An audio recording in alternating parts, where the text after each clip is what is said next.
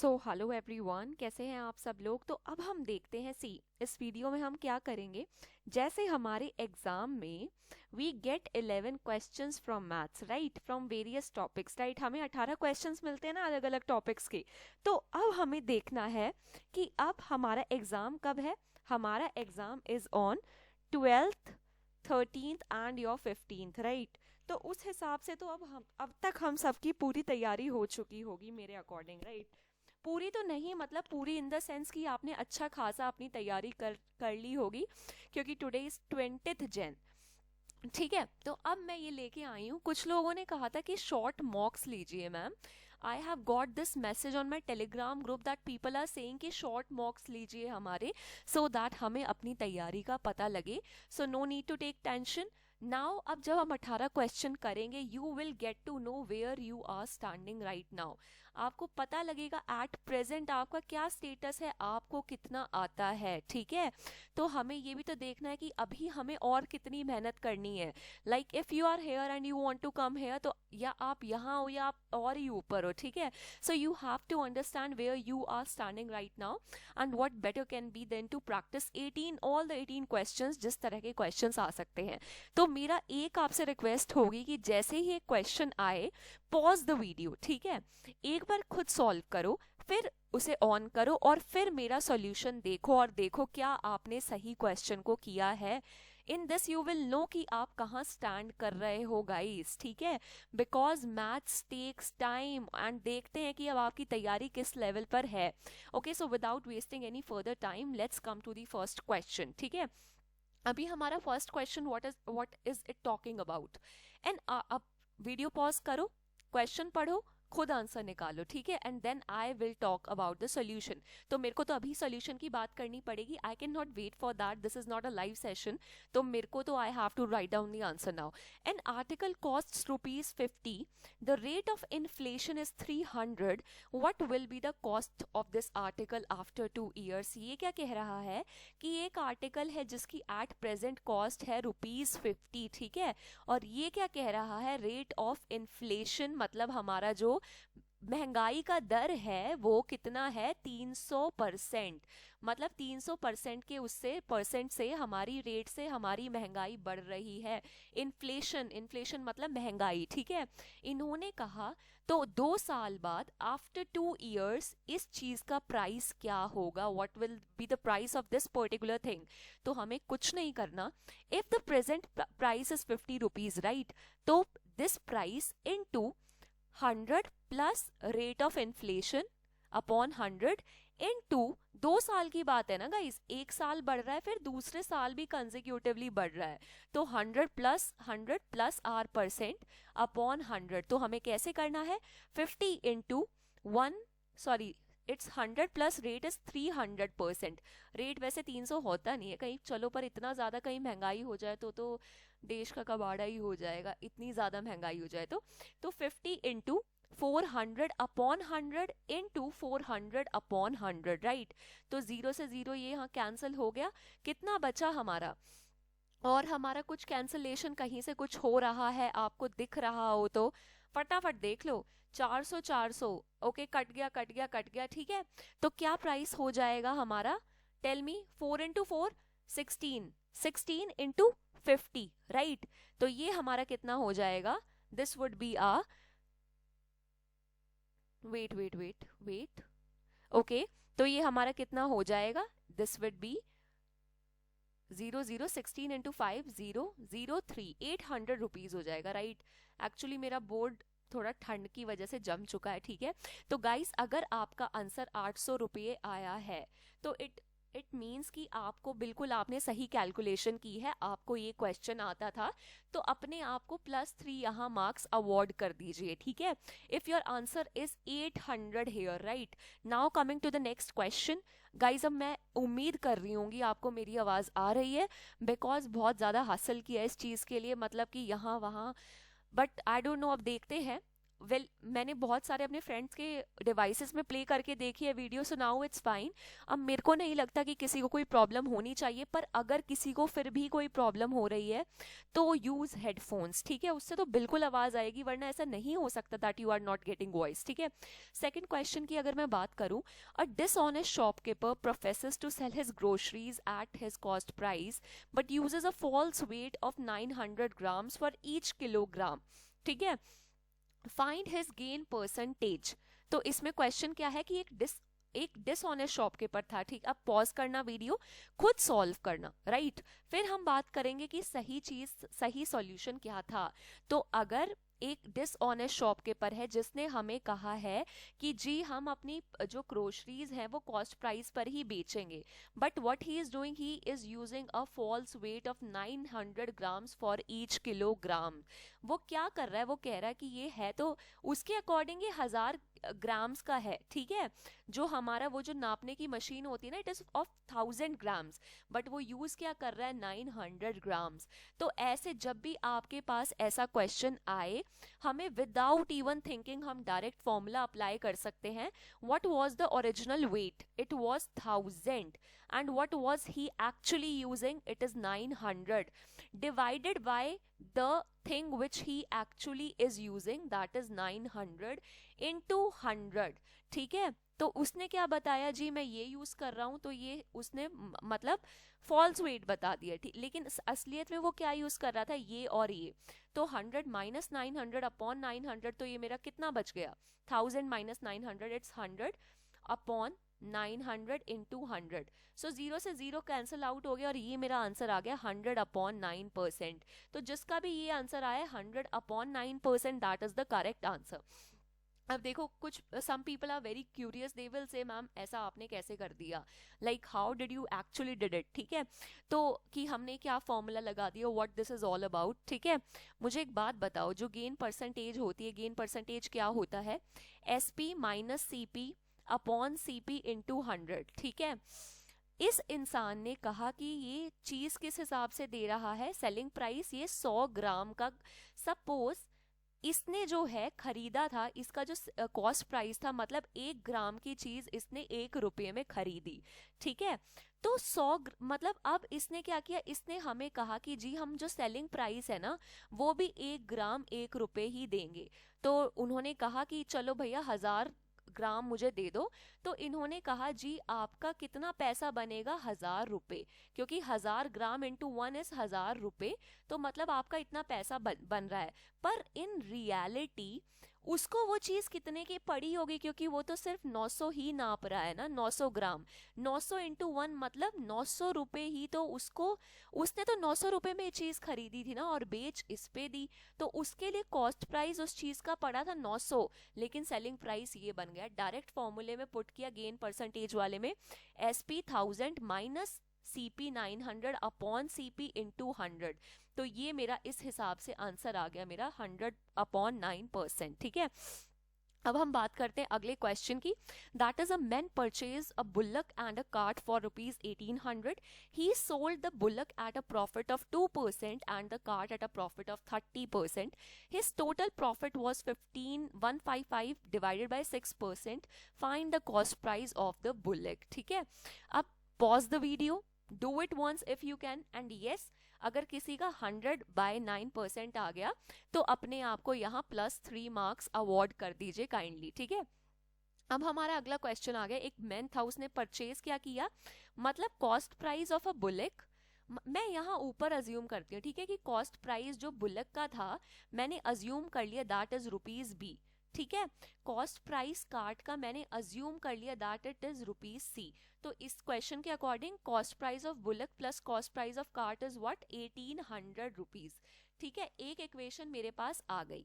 He sold the bullock at a profit of 20% and the cart at a profit of 30%, his total profit was this, मतलब इसने bullock को, just a second, bullock को इसने 20% profit पे बेच दिया और कार्ट को इसने कितना 30% प्रॉफिट पर बेच दिया, और टोटल प्रॉफिट कितना आ गया 155 divided by 6%, so this is his profit. तो इससे इक्वेशन क्या बनेगी, देखो बुलक से हमें कितना प्रॉफिट मिलेगा, 2 20/100 into the price of bullock plus 30/100 into the price of cart, which is equals to 155/6 into what the हमारा कॉस्ट प्राइस क्या था 1800, ठीक है। तो ये हमारा हो गया, ठीक है। अब फटाफट जब हम कैंसल आउट करेंगे इसे और कैलकुलेट करेंगे, so it would B 300, right. तो हमारा ये आ गया, यस 1556% था ना, तो यहाँ 00 भी आएगा, तो हमारा ये बच गया। तो अब ये हो गया 2/10b plus 3/c/10 is equals to, अब बता फटाफट मल्टीप्लाई कर दो, 5 3 15 161 ठीक है।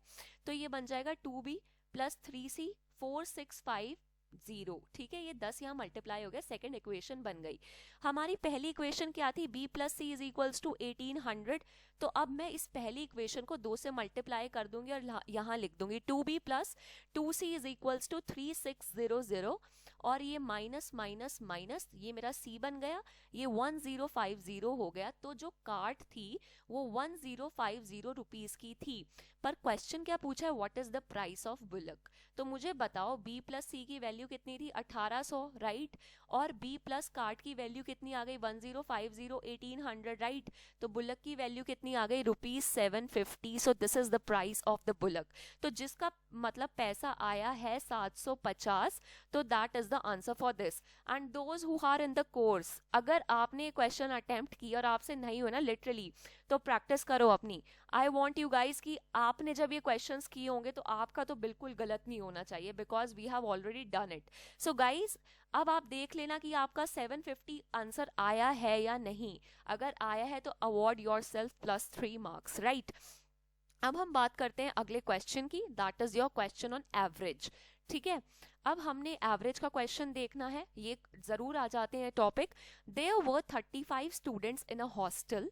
If the number of students be increased by 7, the expenditure on food increases by 42 rupees per day, while the average expenditure of students is reduced by rupees 1. What was the initial expenditure on food per day? देखो, एक hostel था जिसमें, अब once again pause the video and solve the question. Number of students थे कितने 35, ठीक है। अब इन्होंने, ये केस 1 था हमारा, ठीक है। केस 2 में क्या हुआ, इन्होंने कहा कि हमने नंबर ऑफ स्टूडेंट्स इंक्रीज कर दिए बाय 7। तो अब हमारे पास नंबर ऑफ स्टूडेंट्स कितने हैं, नंबर ऑफ स्टूडेंट्स 35 तो ऑलरेडी थे, 7 और बढ़ा दिए, मतलब अब हमारे पास है 42 स्टूडेंट्स, इनिशियली थे 35, ठीक है। The expenditure on food increases by 42 rupees per day. Suppose initially खाने का एक्सपेंडिचर x रुपया आ रहा था, तो अब कितना आ रहा होगा खाने का एक्सपेंडिचर, फूड एक्सपेंडिचर अब कितना होगा x प्लस 42, ठीक है। मतलब ये एक्सपेंडिचर 42 बढ़ गया, while the average expenditure of students is reduced by 1. मुझे बताओ पहले एवरेज एक्सपेंडिचर क्या था। सो एक्सपेंडिचर ऑफ फूड, अब इस वाले केस को कंसिडर करते हैं, expenditure of food divided by number of students.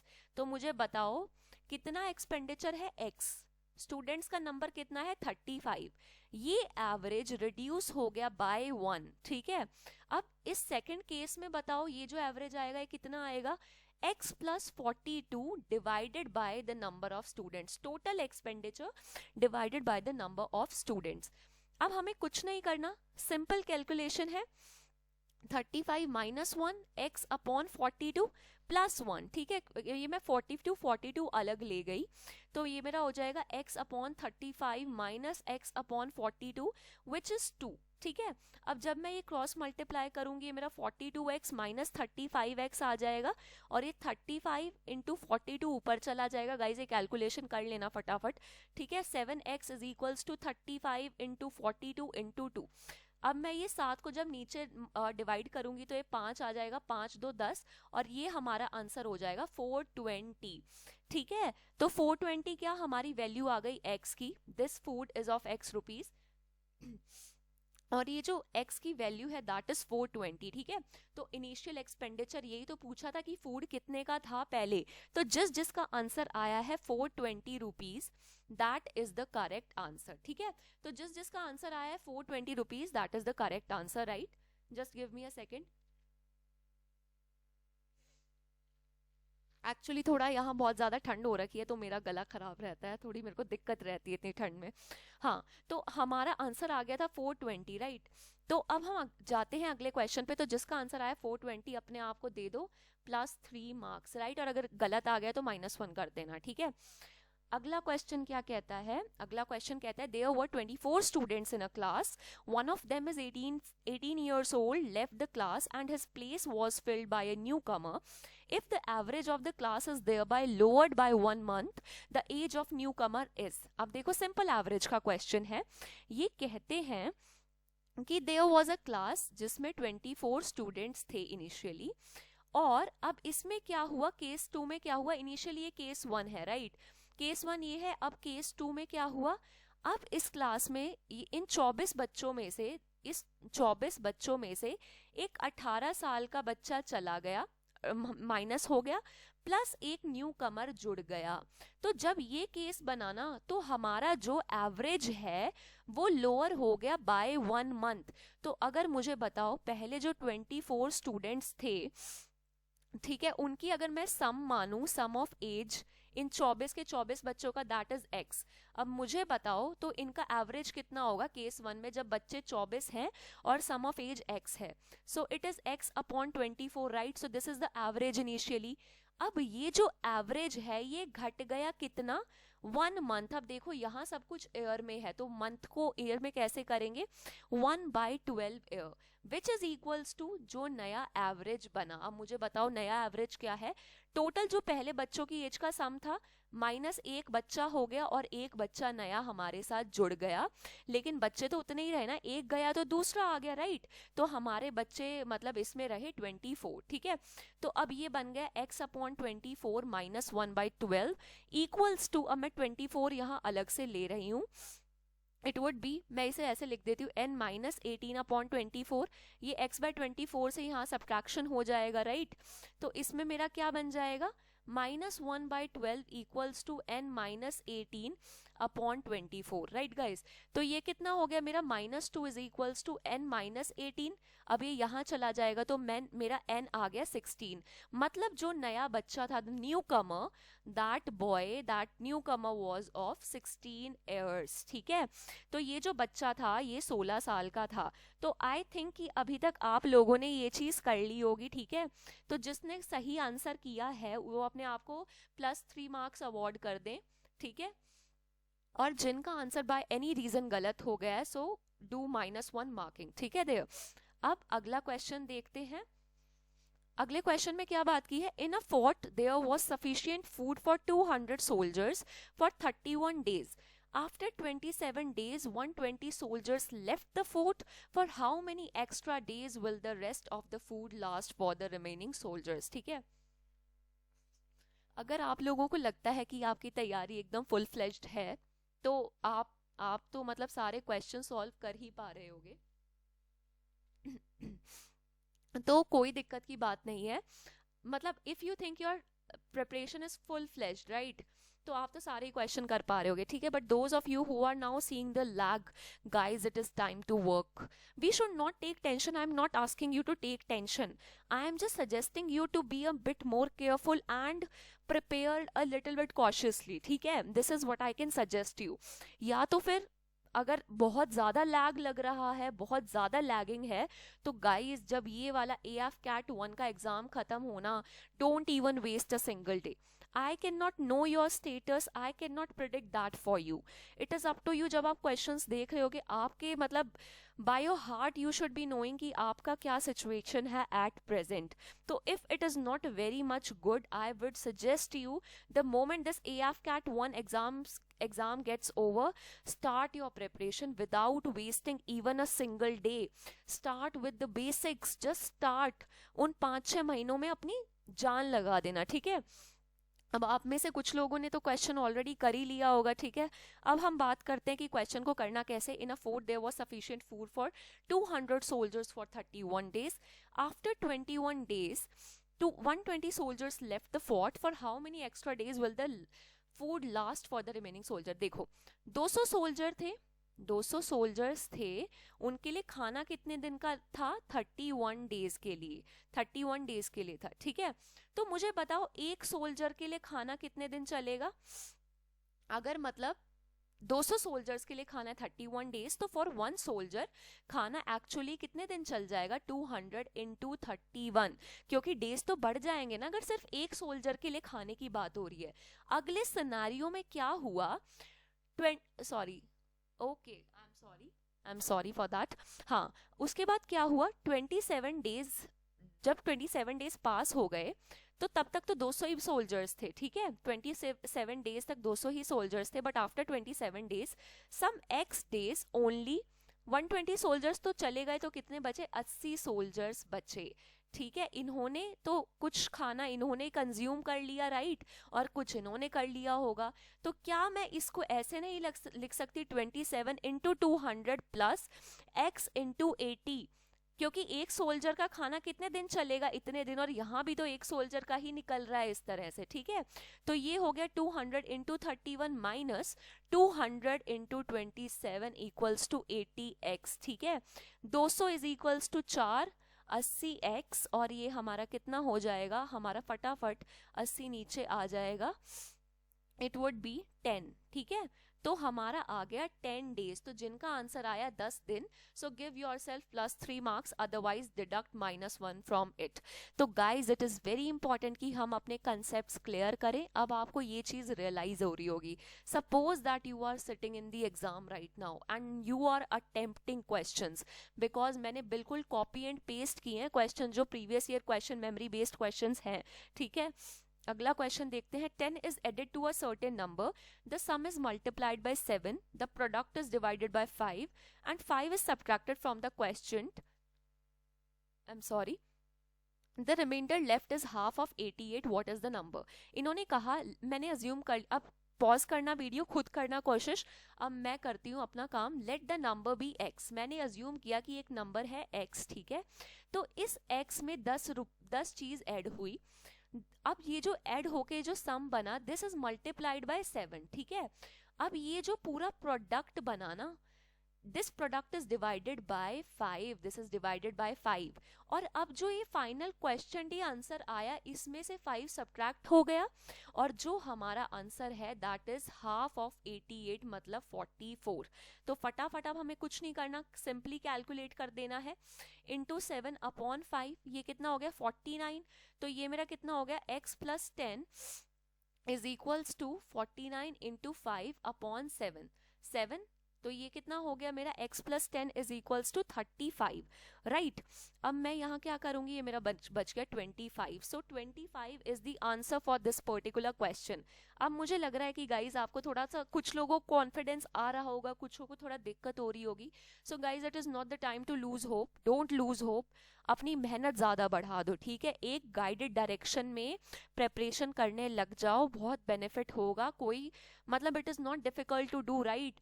तो ज्यादा टेंशन नहीं लेनी, पर अपने एफर्ट्स को हमें बढ़ाना है, ठीक है।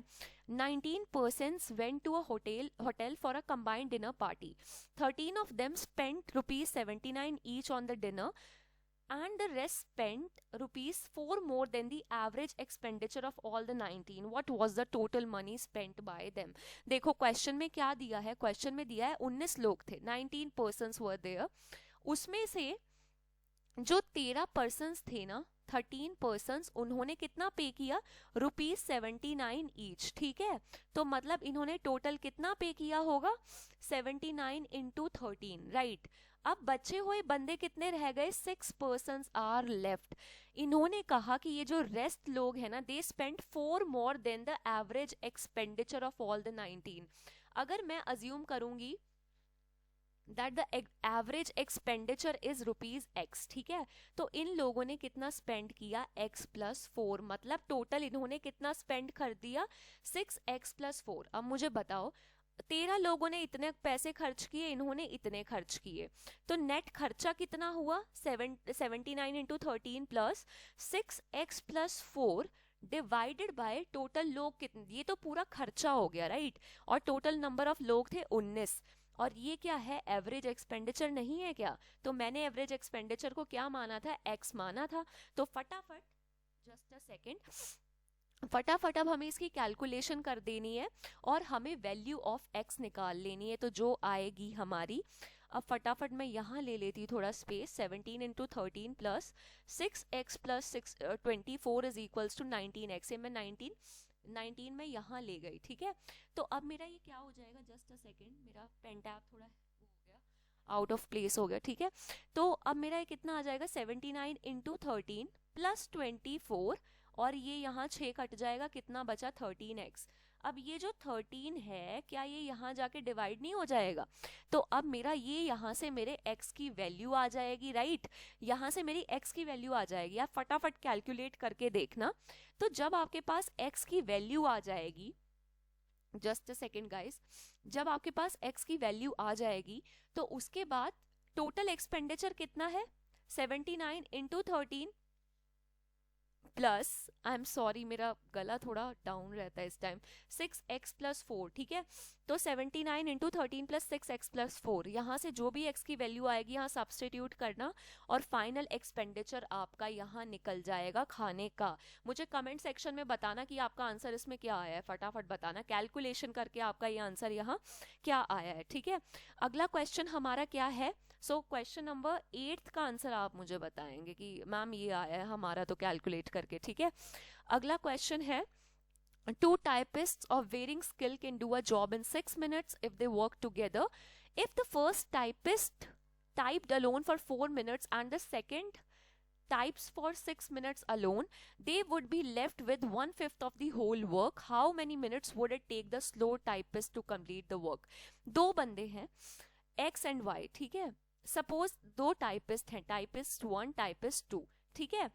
ये टाइपिस्ट अगर टाइप करता है, ये टाइपिस्ट मैं अज्यूम करती हूँ कि एक काम को x मिनट में पूरा कर देगा और टाइपिस्ट 2 एक काम को y मिनट में पूरा कर देगा। अगर आपको ये कंसेप्ट पता है टाइम एंड वर्क का, तो आप इजीली एक इक्वेशन बना सकते हो, दोनों मिलके ये 6 मिनट में पूरा कर देंगे और एक मैंने अज्यूम किया फर्स्ट वाला x मिनट में पूरा करेगा, सेकंड वाला y मिनट में। तो हमारा इक्वेशन बन जाएगा 1/x plus 1/y is equals to 1/6। ये अगर आपका बेसिक क्लियर होगा फटाफट ये इक्वेशन बना दोगे, ठीक है। If the first typist typed alone for 4 minutes, जो पहला टाइपिस्ट था इसने 4 मिनट टाइप किया, मतलब 4/x, ठीक है, मतलब इतना काम कर गया ये। प्लस दूसरे टाइपिस्ट ने फिर कितने मिनट काम किया, 6 मिनट, और ये टाइपिस्ट 6 इतना काम कर गया। ये कुछ काम इसने किया, कुछ काम इसने किया, ये काम कितने बराबर है, इन्होंने कहा they would be left with 1/5 of the work. मतलब अगर इनके पास 1/5 काम बचा है, रिमेनिंग है, तो इन्होंने पूरा 4/5 तो कर दिया ना, मीन्स 4/5 वर्क दे कंप्लीटेड ऑलरेडी। तो इतना काम इसने किया, इतना काम इसने किया, कितने बराबर है, 4/5 वर्क के बराबर है, राइट। तो अब हमारा ये हो गया इक्वेशन नंबर सेकंड। अब फटाफट कैलकुलेट कर दो यार, मैं फर्स्ट इक्वेशन को 4 से मल्टीप्लाई कर देती हूँ, एक बार देखती हूँ। इट इज 1/6, ठीक है। तो ये हो जाएगा 4/x plus 4/y is equals to 2/3, मतलब वो कैलकुलेट करके इतना ही आ जाएगा ना। अब अगली इक्वेशन होगी 4/x plus 6/y is equals to 4/5। बस कर दो अब सब्ट्रैक्ट, तो क्या आंसर आया हमारा, इससे तो ये कैंसिल ही हो गया, -2y is equals to 2/3 minus 4/5। फटाफट करो, 2/y, 5 2 ज़ा 10, 4 3 ज़ा 12, 5 3 ज़ा 15। तो ये मेरा फर्दर जब मैं इसे सॉल्व करूंगी गाइज, अब ये सॉल्व करना फटाफट, इट इज -2/15, राइट। तो -2 से तो -2 कैंसिल हो गया, तो मेरा y आ गया 15 मिनट्स, मतलब मेरा सेकंड टाइपिस्ट काम 15 मिनट में अपना काम पूरा कर देगा।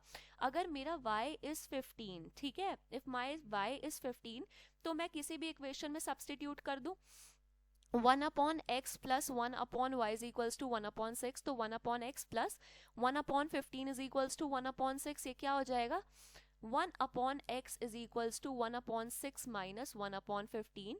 30 का LCM आ जाएगा यहाँ 5 2 3 बन जाएगा, 3/30 बन जाएगा, तो ये 1/10 आ जाएगा। तो मतलब जो मेरा x है वो 10 मिनट में काम पूरा करता है। अब बताओ क्वेश्चन क्या पूछा था, how many minutes would it take for the slow typist to complete the work. अब स्लो टाइपिस्ट कौन है, जो ज्यादा टाइम ले रहा है, तो ये एक बंदा काम 15 मिनट में पूरा करेगा। तो अगर आपके टाइम एंड वर्क के कंसेप्ट्स क्लियर हैं तो डोंट वरी, आप ये क्वेश्चन आपने बहुत इजीली कर दिया होगा। ठीक है, अब हम बात करते हैं अगले क्वेश्चन की। सिंपल क्वेश्चन है ये, तो हमने यूट्यूब वीडियोस में भी पढ़ा है, कोई ऐसा दिक्कत होनी नहीं चाहिए। A bag contains 25 paise, 50 paise and 1 rupees coins.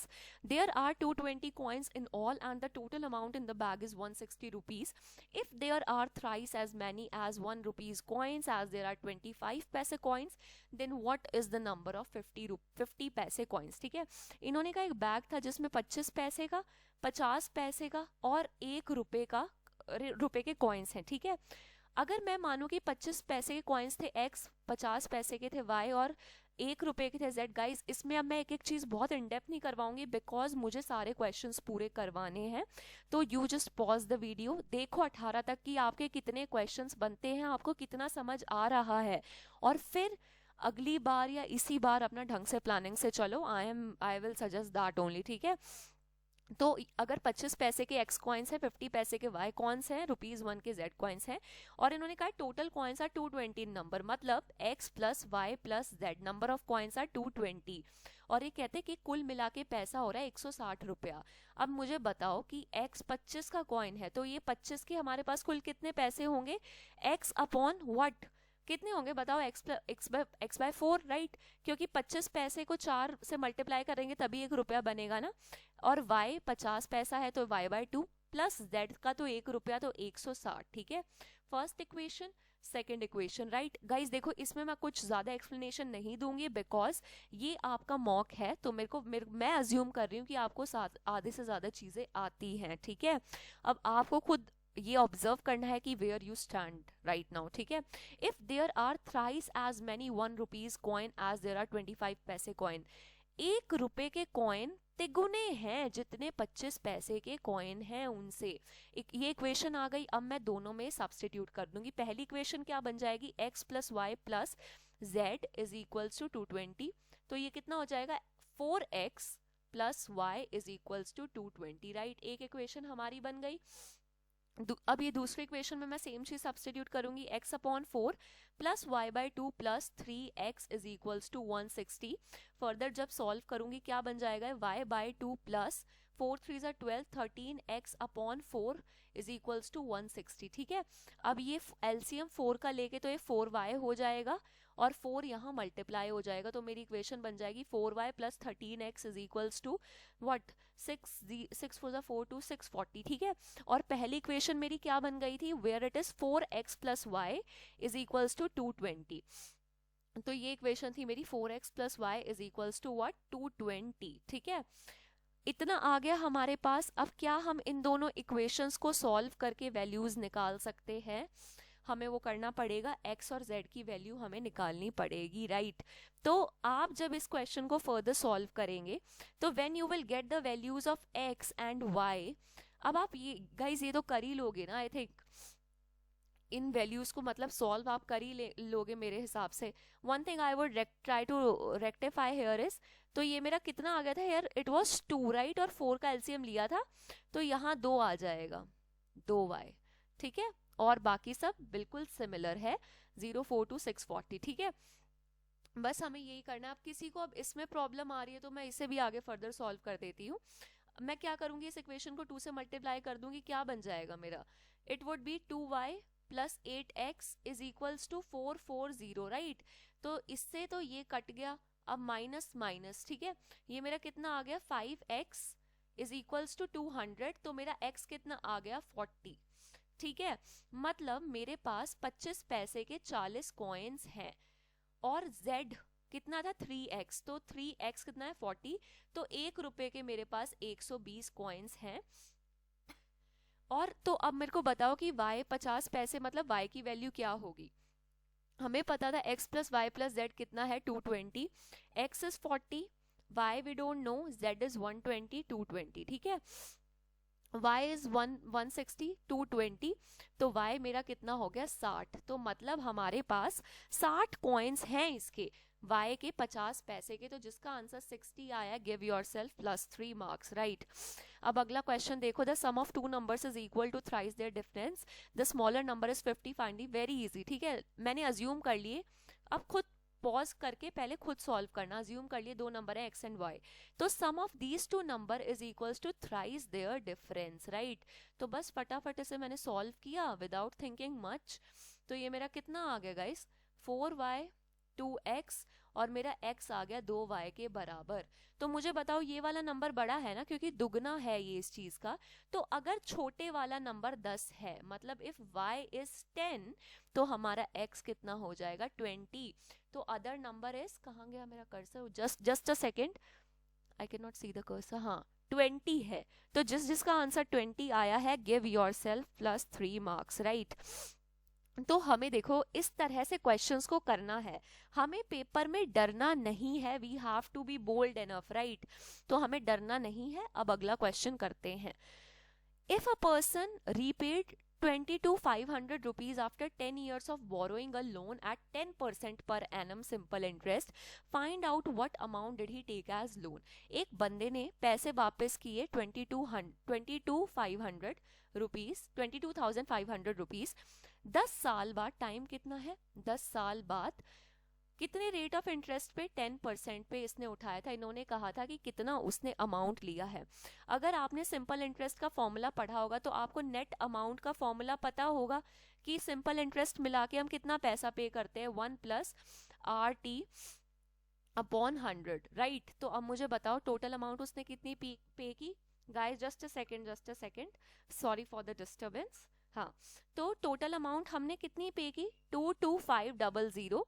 Principal ही तो निकालना है कि कितना हमने लोन पे उठाया था, 1 + what is your r, it is 10, right, 10 × 10, time is 10 years as well.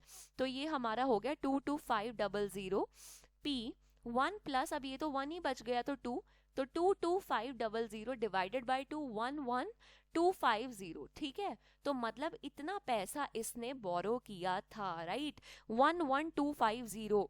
Guys now is the time to be very serious about your exam.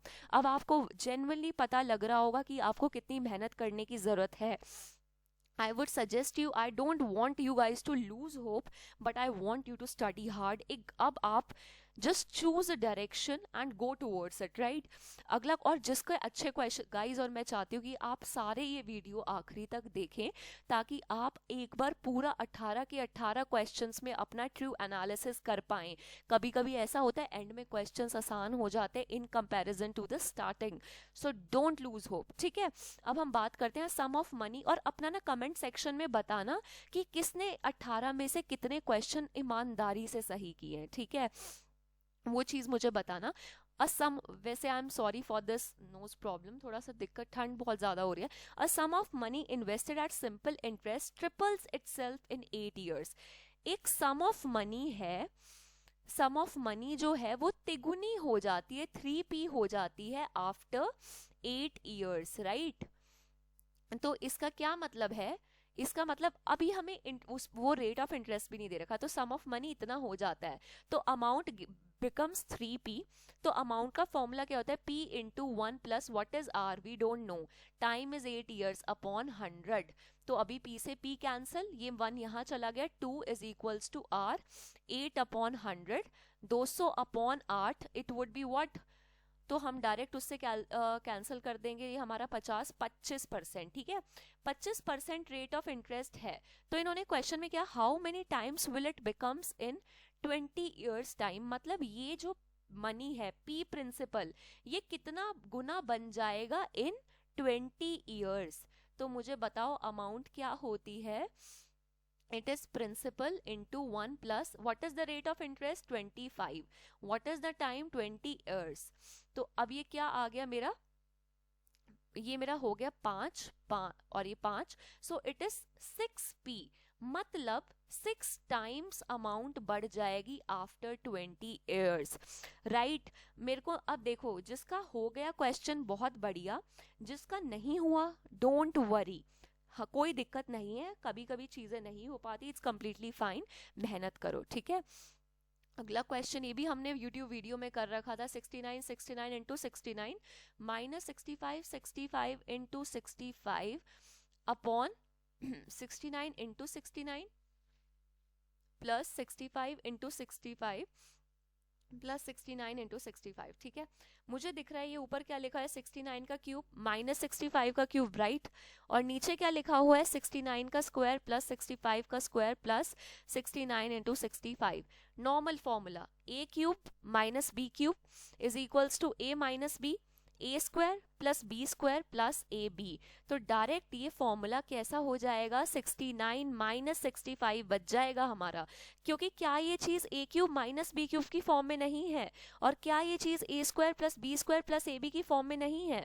तो जब मैं ए माइनस बी ऊपर का फॉर्मूला खोलूंगी, बी स्क्वायर प्लस ए B, और नीचे भी A square plus B square plus A B दे रखा है, तो ये कैंसिल आउट हो जाएगा, बचेगा A minus B, 69 minus 65, so 4 is the correct answer. सही है +3 दो, गलत है तो -1 डिडक्ट करो, ठीक है। अब जो बंदों ने, अब जिन्होंने कोर्स परचेज किया है गाइज, अगर आपने अब आने वाले 4 क्वेश्चन गलत किए तो आपको मेहनत करनी पड़ेगी, ठीक है, क्योंकि ये क्वेश्चन हमने किए हैं, एंड आई थिंक ये अब आपको 4 क्वेश्चन चारों के चारों आपसे होने चाहिए। अब man rows 1 kilometre in 10 minutes along the stream. अब गाइस पॉज करना, क्वेश्चन सॉल्व करना and see the answer. 1 kilometre in 20 minutes against the stream. एक इंसान है अलोंग द स्ट्रीम, मतलब डाउन स्ट्रीम। डाउन स्ट्रीम में ये इंसान कितना डिस्टेंस ट्रैवल कर रहा है, 1 किलोमीटर्स। टाइम कितना है, 10 मिनट, तो 10 मिनट को मैं आवर्स में कर दूंगी, इतने आवर्स, मतलब 1/6 hours this person is taking. अब अगला है 1 kilometre in 20 minutes against the stream, मतलब ये इंसान अप स्ट्रीम जा रहा है, कितना डिस्टेंस ट्रैवल करके, 1 किलोमीटर, और टाइम टेकन कितना है, 20 मिनट, ठीक है। तो मैं वंस अगेन मैं इसको 20/60 कर दूंगी, मतलब 1/3 आवर्स में ये ऊपर जाएगा, ठीक है। इन्होंने क्या कहा, calculate the speed of the stream. अब गाइज एक तो जो कोर्स वाले हैं उनको तो मैं, I can not give you the leverage to do this question in correct, ठीक है, you have to do it correct.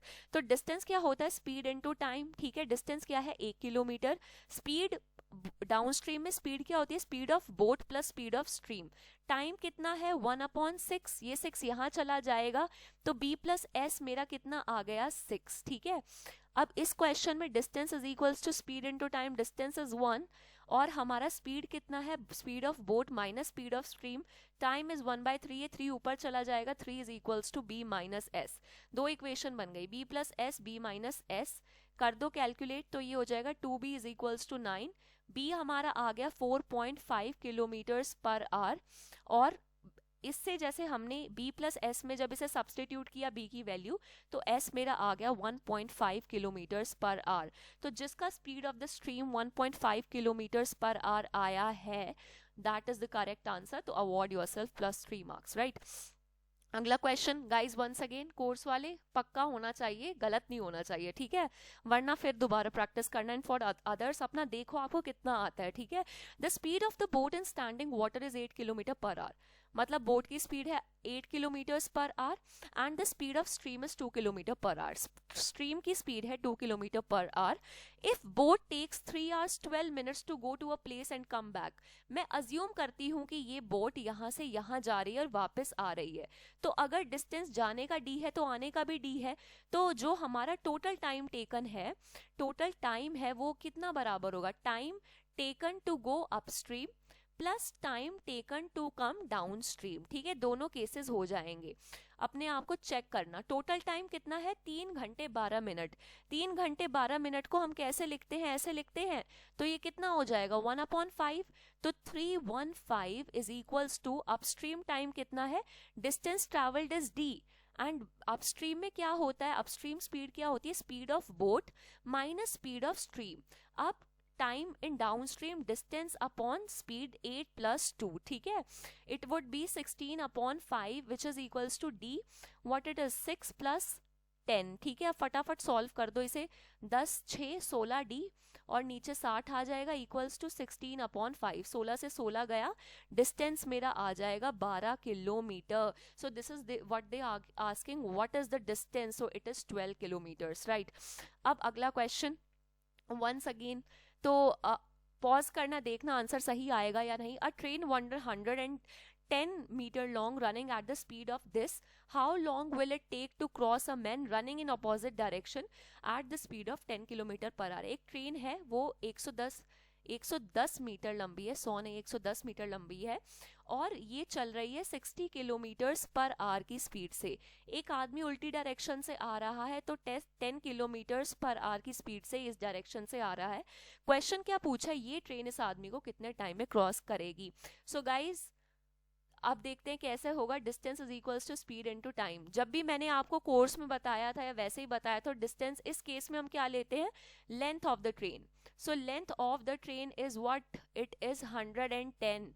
तो 110 इज इक्वल्स टू, अब ये मैंने आपको एक चीज बताई थी, मीटर्स में है ये किलोमीटर पर आवर में है। तो बट हमें ये पता होना चाहिए, जब दो चीज अपोजिट डायरेक्शन में आती हैं तो स्पीड प्लस होती है, तो s1 plus s2 into, since it is in kilometres per our, मैंने क्या बताया था, किलोमीटर पर आवर को मीटर पर सेकंड करने के लिए 5/18 से मल्टीप्लाई करो and into the time taken, ठीक है। क्या हो गया, स्पीड 1 इज 60, स्पीड 2 इज 10, तो 60 प्लस 10 इंटू 5/18 इंटू टी, ठीक है, 110 इंटू 18/70 इंटू 5, ठीक है। अब देखो गाइज, द थिंग इज कि जब भी ऐसा क्वेश्चन आता है तो इसमें हमें साफ साफ दिख रहा है कि ये हमारा डेसिमल्स का क्वेश्चन है, राइट। तो हमें ना डरना नहीं है इस तरह के क्वेश्चन पे, तो हमें बस अपना आराम से कैलकुलेशन वगैरह बिल्कुल कामली करनी है, कोई टेंशन नहीं हमें लेनी, और हमारा आंसर बिल्कुल करेक्ट आ जाएगा, ठीक है। तो मुझे बताओ अब ये कितना बन जाएगा, ये मेरा बन जाएगा 110 into 18/350। Just a second, let me have a sip of water first.